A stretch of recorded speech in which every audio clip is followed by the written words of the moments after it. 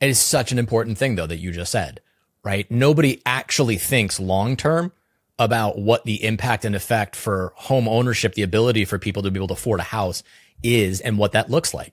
Because again, the between the brokerages, the associations, NAR, they're all invested heavily in protecting their fiefdom, right? Their economic benefits. And, you know, I always, and I've said this for a couple years now, that to me, the only people that get screwed in real estate are the top 10% of agents and consumers. That's it. Because the top 10% of agents are constantly working to create differentiation to demonstrate that they are the best of the best at what they do, right? They do about 90% of the real estate nationally.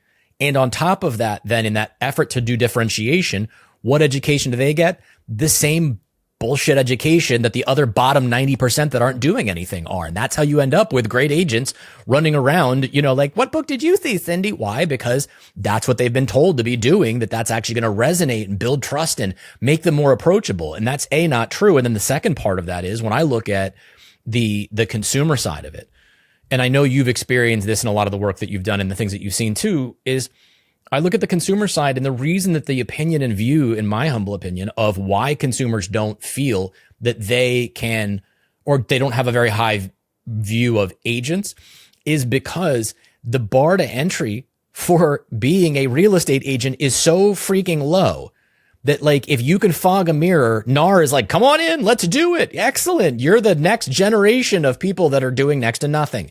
That combination does not build and foster any long-term trust and accessibility to anything.